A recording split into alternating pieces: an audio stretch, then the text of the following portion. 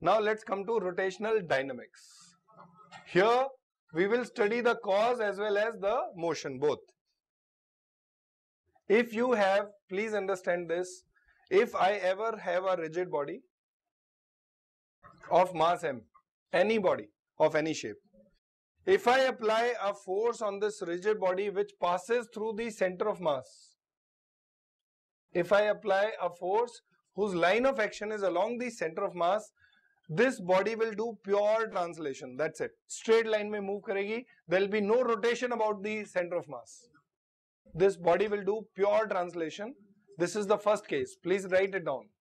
If on a rigid body we apply a force which passes through its center of mass, if the line of action of the force passes through the center of mass of a rigid body, then the rigid body will not rotate. It will just do pure translation. What is pure translation? Please see this. If I draw some imaginary lines on this body, A, B, C, D. This used to be given in NCERT textbooks and I used to feel itna simple kyun dete hain? But later I realized it is a very systematic way of conveying a point to the child, and later I realized the importance of this. Just see this. If this body shifts from this position to any position, suppose, and in space, kahin pe bhi chali jaye, suppose, and if throughout the motion AB remained parallel to A dash B dash and CD remained parallel to C dash D dash, throughout the motion at every stage, if throughout the motion, if a body from one position shifts to another position, and throughout the motion at every stage, intermediary stage, not only if in initial and final the same thing remains, then in between there can be rotation. If I tell you this is a pen and finally it moved like this and finally it came in the same, 1 minute, sorry. If this is a pen, horizontal, and I moved it finally and it reached the same position, again it is in the same position. Do you understand? But that doesn't mean that it has not rotated. For rotation, all the time at yahan se jitne bhi jagah pe it existed, if at all the points AB and A dash B dash were parallel and CD and C dash D dash were parallel to each other all the times, that motion is called pure translation. Please write down. Pure translation, and explain it to yourself. It might appear a very trivial thing right now, but later it will help you in very complicated situations. So please understand, if a body shifts from one position to another position in space, and if the orientation of all its points, like two imaginary lines or one imaginary line also, one single line is enough to ensure that. Actually, two is more than enough I am drawing. If any line on that rigid body remains parallel to, वो अपने words में आप explain कर लीजिए. Now, what is the meaning of pure rotation? Pure rotation is if a rigid body is there and suppose about any axis that axis is not moving. Suppose there is some axis, it can be center of mass or it can be, suppose I hinge it here. Now, suppose a nail गाड़ दिया ऐसे board में. Now this body can rotate about this. So this point's velocity is 0. So if a body rotates about a point whose velocity is 0, then the body is undergoing a pure rotation about that axis. लिख दीजिए.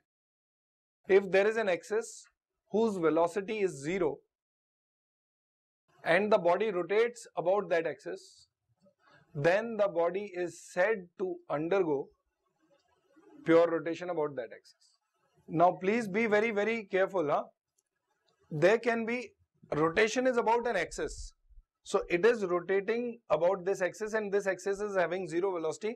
So there is pure rotation about this axis. About this axis there is pure rotation. But we cannot say pure rotation about any other axis.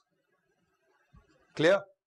When that axis is having 0 velocity and the body is rotating about that axis, that is pure rotation about that axis. Simple. Now we come to dynamics. Dynamics is when you were applying a force on any body, so you were saying net force is equal to ma. in translational motion. You are not studying the rotational motion at all.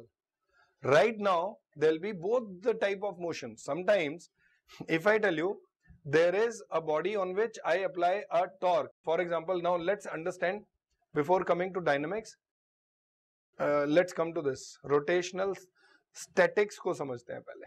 Please see this. If this is a rod of mass m, length L, hanging from a string, two strings. These are two strings and this is a rod of mass m, length L. Find the tension here, find the tension here. Please do it. Find the tension in each rod.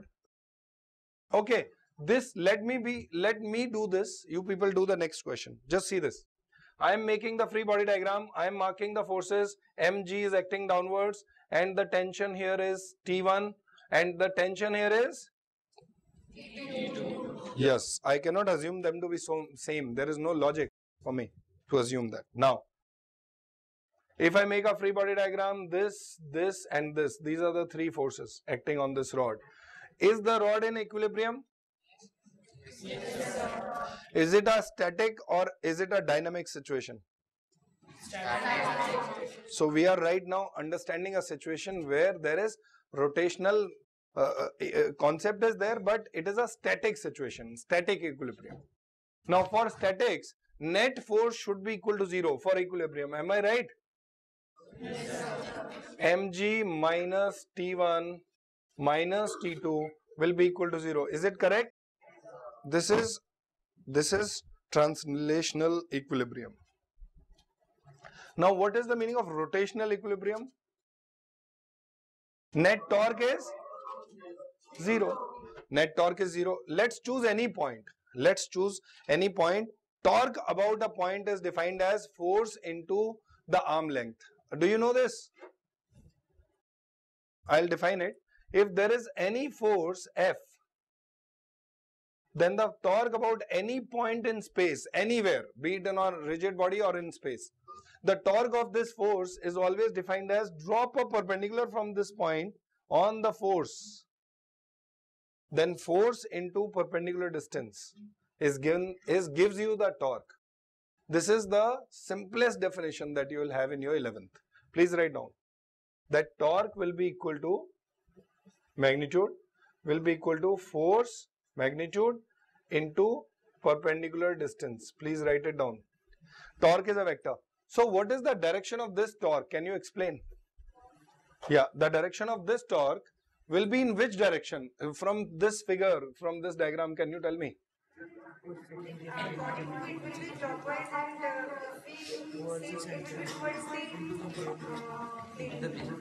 Into the plane. Okay, just see this. Actually, if we realize this force is in this direction. If suppose I have an imaginary pen or a rod or like this, something. Now just think, this is up to here. If a force like this is applied, this rod will tend to rotate in which direction? Please tell me. This way or this way? Like this. If this force has a turning effect in this direction, now this turning effect is same as like this. If we just put a thumb here and I put the finger curl in the direction of force, so don't you think it will go like this, clockwise? Do you understand this? So this force has a turning effect which is trying to turn this rod clockwise. Do you understand this? Now, if this is clockwise, I want to assign it a direction again according to the right hand thumb rule.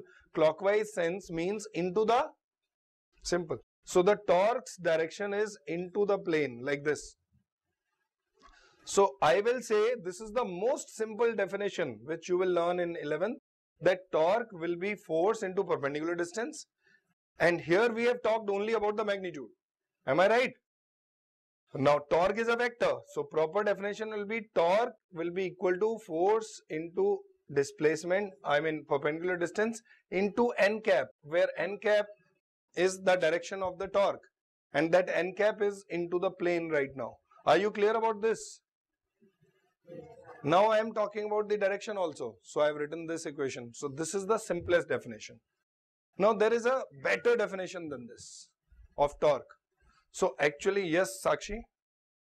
Now So right now, I will be going in deep as Sakshi expressed the concept of torque and the direction. So she knows that torque is force into perpendicular distance. That much you know, right? I will be doing this in detail. Right now, just understand. If I have a rod, imaginary rod, we are finding the torque about this point. The turning effect of this force about this point will be, suppose this is a rod. So the turning effect will be clockwise or anti-clockwise? Clockwise. If the point was this side, now the turning effect of this force will be in which direction? That's it. So right now we know it is clockwise and the clockwise direction will be into the plane. If it starts rotating clockwise, so instead of calling it clockwise, we will curl the fingers in the direction of its rotation. We'll realize that the thumb is into the plane. So we'll say the direction is into the plane. Good. Now just see this. This is the layman's definition. Right now this will be more than enough for us. Right now. Just see in this question. If I take the torque about this point or this point or this point, since there is equilibrium, therefore net torque is zero about any point. If there is equilibrium, then the net torque is zero about any point. So please write down. Torque about this point will be how much? Fast. Due to T1 कितना होगा? सब लोग, everyone will be silent. Please tell me. What is the torque of T1 about this point? T1 into what is the perpendicular distance of this force from this point? This force is passing through this point. So is there any distance between the two? No, sir. Yes. So Mr. Gupta, please tell me what is, so the torque of this force about this point is zero. I am taking this point as our axis of rotation right now and finding torque about this point due to all the forces. Now when I try to find the torque due to all the forces about this point, tell me what is the torque due to mg about this point, Mr. Gupta? mg force into perpendicular distance. What is this distance? Can you tell me? mg into L by 2. Now tell me, this force will try to rotate about this point clockwise or anti-clockwise? Clockwise, right? So should we choose clockwise positive or anti-clockwise positive? Fast. So if clockwise is positive, plus. Now torque due to T2 will be in which direction? Tell me fast. Anti-clockwise. What will be the torque? T2 into perpendicular distance from this point is L. Therefore T2 into L, and it is anti-clockwise, so I have written minus sign. This is the net torque due to all the three forces. This should be equal to what if it is equilibrium? Zero. Simple. So the torque, so the tension T2 is coming out to be mg by 2. You can solve it and get this. Once you get this, T1 is also equal to what? And finally we got the answer. Everyone understood this? Now let me give you another question. So right now I am just testing your knowledge of torque. Simple knowledge.